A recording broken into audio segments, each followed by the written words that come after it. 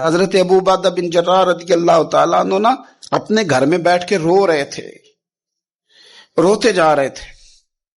تو کسی نے کہا کیوں رو رہے ہیں؟ مسند امام احمد بن حنبل میں موجود ہے. فرمانے لگے نبی پاک علیہ السلام نے مجھے ایک دن کہا تھا کہ فتح ہو جائے گی، بڑے بڑے علاقے فتح ہوں گے، تو اپنے آپ کو سنبھال کے رکھنا.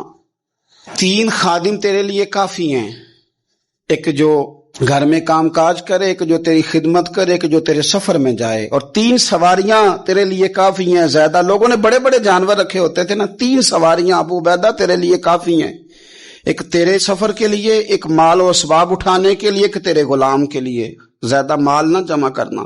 یہ بات کرتے ہوئے رو پڑے. فرمانے لگے ہم لوگ اس جگہ رہ نہیں سکے جہاں حضور نے کھڑا کیا تھا.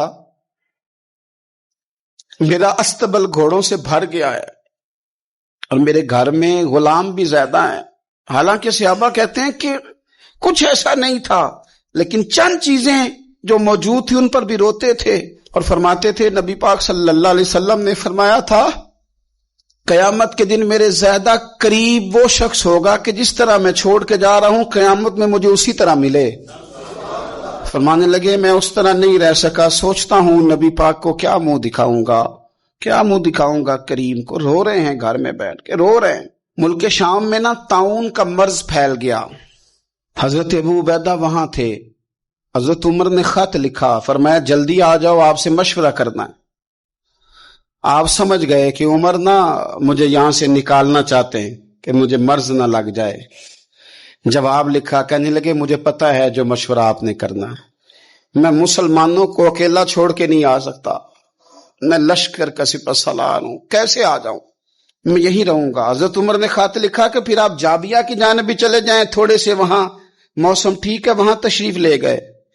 طاعون جب پوری طرح پھیل گیا تو منبر پہ کھڑے ہو کے حضرت ابو عبیدہ بن جراح نے خطبہ دیا.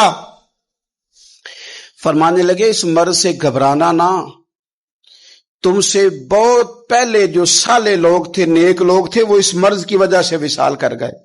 یہ نیک لوگوں کی موت کا سبب بنا ہے، لوگوں گھبرانا نہ. فرمایا کرتے تھے میں تو دعا کرتا ہوں مجھے بھی خدا کی رحمت سے حصہ ملے.